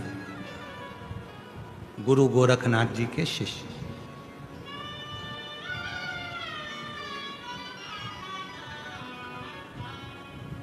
क्या नाम था उनका? राजा भर्तरी। वो मायापुरी का नाम हटकर हरिद्वार कर दिया, वो भर्तरी के नाम से, भर्तरी आखिरी में आता है हरि, उसी के नाम से वो हरि की पौड़ी हुई और उसी के नाम से हरिद्वार। सप्तपुरियों में से अब कभी विचार करा आपने कि जो राजा था, इतनी बड़ी प्रजा उसके साथ में थी, इतना बड़ा नगर उसके साथ में था, और वो एक संत बन गया, साधु बन गया, तपस्वी बन गया? कैसे? शिव महापुराण की कथा कहती है, जब वो देव अधिदेव महादेव जब कृपा करना चाहते हैं, और आपको भी कहा था कि आप सब ये लाखों की संख्या में आए हो, पंडालों में भरे पड़े हुए हो, ये मत सोचना कि आप अपनी मर्जी से आए हो। मेरे शंकर भगवान ने आपका हाथ पकड़कर डमरू बजाकर तुम्हें यहां कुछ देने के लिए बुलाया। कुछ देने के लिए मेरे शिव ने तुमको यहां आमंत्रित करा। जब वो कृपा करता है तो कुछ ना कुछ ऐसी करुणा कर देता है जिससे आप उससे जुड़ जाएं। गुरु गोरखनाथ जी आए राजा भर्तरी के वहां। राजा भर्तरी ने उनकी धर्मपत्नी पिंगला ने खूब सेवा की, खूब। पिंगला भी बड़ी सुंदर थी, राजा भर्तरी की धर्मपत्नी अति सुंदर, और राजा भर्तरी भी सेवा वाला था और पिंगला भी सेवा वाली थी। एक दिन गुरु गोरखनाथ जी ने विचार करा कि ये राजा है तो बड़ा अच्छा, शिव जी का बड़ा साधक भी है, महाकाल की पूजन भी करता है, शंकर जी की सेवा भी करता है, शिव जी पे एक लोटा जल भी चढ़ाता है, शंकर का अनुमोदन भी करता है, हर हर महादेव भी करता है, शिव की साधना भी करता है, कावड़ भी भरता है, शंकर की उपासना भी करता है। पर ये राजा राज्य के लायक नहीं, ये राजा तो स्वयं शिव के लायक, भगवान शंकर की शरणागति के लायक। और महाराज, हर व्यक्ति के मन में एक बात रहती है, प्रत्येक व्यक्ति के अंदर एक बात होती है। हर व्यक्ति ये सोचता है, भगवान मेरे घर में इतने सारे लोग रहते हैं, पर मैं ही कथा में क्यों जाता हूँ, मैं ही शंकर जी के मंदिर क्यों जाता हूँ, मैं ही साधना क्यों करता हूँ, मैं ही आराधना क्यों करता हूँ। सारा परिवार दुकान संभालने में लगा है, सारा परिवार घर संभालने में लगा है, सारा परिवार, पूरा घर परिवार देखने में, संभालने में परिवार लगा हुआ है, पर तुम भगवान शंकर की कथा में आकर बैठे हो, तुम भगवान शंकर की शरणागति में आकर बैठे हो, तुम भगवान शंकर का भजन कर रहे हो, तो ये जान लेना कि कहीं शिव की कृपा है, तुम्हारा और भगवान शंकर का कोई पुराना संबंध होगा, इसलिए शंकर जी तुम्हें पकड़कर कथा के पंडाल में लेकर जा रहे हैं, मंदिर तक लेकर जा रहे हैं, साधना में बैठा है। कोई पुराना संबंध, कोई पुराना संबंध तुम्हारा शिव से हो, कोई पुराना संबंध। और कोई पिछले जन्म के अच्छे कर्म मुझे बाबा तेरा साथ मिला, कोई पिछले जन्म के अच्छे कर्म मुझे बाबा तेरा साथ मिला। जहाँ सारी दुनिया झुकती है, जहाँ सारी दुनिया झुकती है, मुझे वो आली दरबार मिला, दरबार मिला। कोई पिछले जन्म के अच्छे कर्म मुझे बाबा तेरा साथ मिला। कोई पूर्व का कर्म होगा, कोई पूर्व का अच्छा कर्म होगा जो बाबा तुम्हें बुलाए। एक पत्र है, अच्छा है।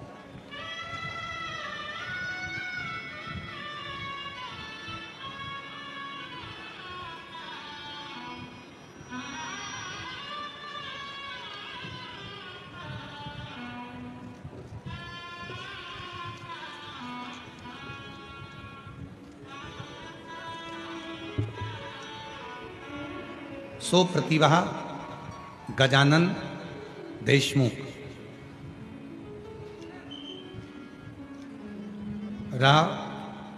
रहने वाले बेलूरा, तहसील पातुर, जिला अकोला से आई हैं। कहीं बैठी हों तो हाथ हिला सकती हैं, अगर कहीं बैठी हों तो हाथ हिला सकती हैं। सो प्रतिभा गजानन देशमुख, बेलूरा, तहसील पातुर, जिला अकोला। मेरा मोबाइल नंबर ये है। एक लोटा जल और सीहोर के रुद्राक्ष और मिट्टी का प्रभाव बताना चाहती हूँ। गुरुदेव, 20 साल से मेरे घर औलाद नहीं थी, मेरी उम्र भी बहुत ज़्यादा हो गई और मेरे घर में 20 साल तक औलाद नहीं। ऐसी कोई जगह नहीं जहां हम लोगों ने इलाज ना करवाया, दिखाया नहीं। डॉक्टर को दिखाया, सब इलाज करवाए, पर 20 साल तक औलाद का सुख नहीं है। तब परिवार वालों के कहने पर सीहोर गई, वहां का रुद्राक्ष लिया। सीहोर गई, वहां से रुद्राक्ष लाया और रुद्राक्ष का जल पीने लगी और मेरा गर्भ बाबा की कृपा से ठहर गया। 27/3/2025 को 20 साल के बाद, 27/3/2025 को 20 साल के बाद पुत्र रत्न की प्राप्ति हुआ। ये शिव की कृपा। एक लाइन अच्छी लिखी है, पढ़ो जरा आप भी।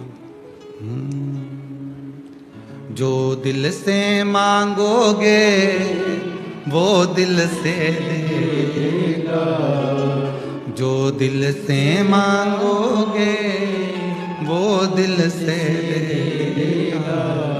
मेरा भोला भंडारी है, मेरा भोला भंडारी है, खाली झोली भर देगा। मेरा भोला भंडारी है, खाली झोली भर देगा। मस्तक पे चंदा है, उजियारा कर देगा। मस्तक पे चंदा है, उजियारा कर देगा। मेरा भोला भंडारी है, खाली झोली भर देगा। मेरा भोला भंडारी है, खाली झोली भर देगा। एक पत्र बड़ा सुंदर है। मनोरमा सुरेश डोरे, मैं अकोला की रहने वाली हूँ। कहीं बैठी हूँ तो हाथ हिला सकती हैं। मनोरमा सुरेश डोरे, अकोला की रहने वाली हूँ। 2020 से आपकी कथा सुन रही हूँ। आपके बताए उपाय का मैं क्या वर्णन करूं। मेरे बेटे की सरकारी नौकरी नहीं थी। आपने महाशिवरात्रि वाला 12 गेहूं का उपाय किया, फिर मेरे बेटे ने भी नौकरी के लिए अप्लाई किया। आप कहते हो अपनी मेहनत को 4 गुना बढ़ाओ, मेरे बेटे ने वही करा और बाबा की कृपा से 16/1/2026 को मेरे बेटे की सरकारी नौकरी लग गई। मैं आज बाबा को यहाँ धन्यवाद देने के लिए आई हूँ। कहीं बैठी हो तो बोल आ सकती हैं। अगला पत्र है। मेरा नाम शुभम राजेंद्र चौधरी है, मैं जिला जलगांव का रहवासी हूँ। भोले बाबा का मैं क्या गुणगान करूं। गुरुदेव, सीए की पढ़ाई कर रहा था पर एग्जाम क्लियर नहीं हो रहा था। तब आपकी कथा सुनकर मेहनत को करना प्रारंभ करा और मेहनत 4 गुना करी। शिव के मंदिर में जाकर साफ सफाई करना, शिव मंदिर की सेवा करना और बाबा की कृपा से आज 2026 में बाबा ने ऐसी करुणा कर दी कि मेरा सीए क्लियर हुआ और मैं बाबा को यहाँ धन्यवाद देने के लिए, प्रणाम करने के लिए यहाँ आया हूँ।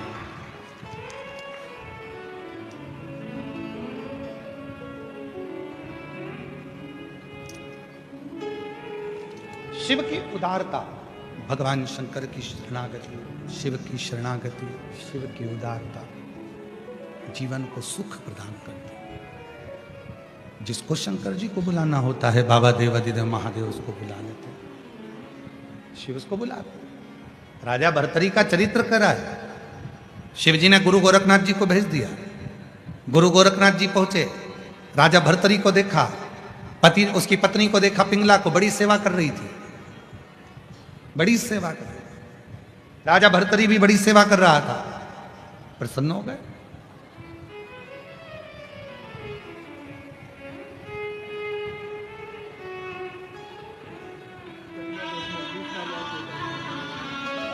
जो दिल से मांगोगे वो दिल से दे देगा। 20 साल बाद हुआ, एक बार जोरदार ताली बजाएं शिव की कृपा से। शंभो शंभो। मेरा भोला भंडारी है, हारी झोली भर देगा। मेरा भोला भंडारी है, हारी झोली भर देगा। मस्तक पे गंगा है, वो शीतल कर देगा। मस्तक पे गंगा है, वो शीतल कर देगा। मेरा भोला भंडारी है, खाली झोली भरेगा। विश्वास। भगवान देवाधिदेव महादेव ने भर्तरी के पास गुरु गोरखनाथ जी को भेज दिया। गुरु गोरखनाथ जी ने एक फल राजा भर्तरी को दे दिया। राजन, तू बड़ा विद्वान है, बहुत प्रबल है, तेरी विद्वत्ता है, बहुत सेवा करता है, तेरे जैसे राजा की जरूरत इस पूरे संसार को है।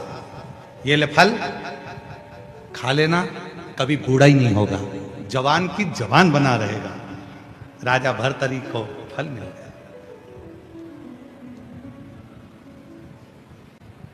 राजा भर्तरी को फल मिला।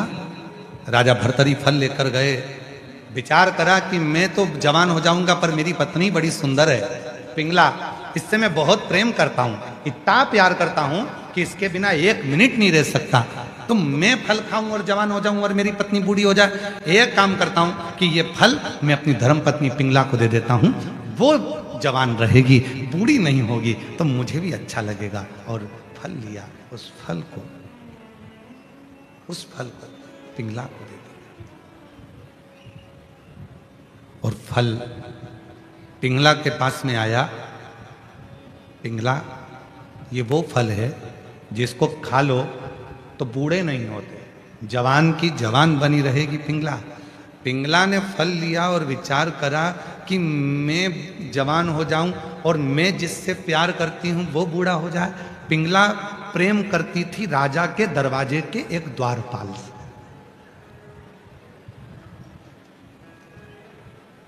अब राजा ने फल किसको दिया था? जम के तो बोलो, पिंगला। पिंगला ने फल किसको दिया? दरवाजे पे खड़े हुए द्वारपाल। राजा के दरवाजे पर जो द्वारपाल खड़ा रहता है, मैं उसको बहुत प्रेम करती हूं, बहुत प्यार करती हूं, वो भी मुझे प्रेम करता है। ये फल मैं उसको दे देती हूं। पिंगला ने वो फल राजा के दरवाजे के द्वारपाल को दे दिया। द्वारपाल ने फल लिया और विचार करा कि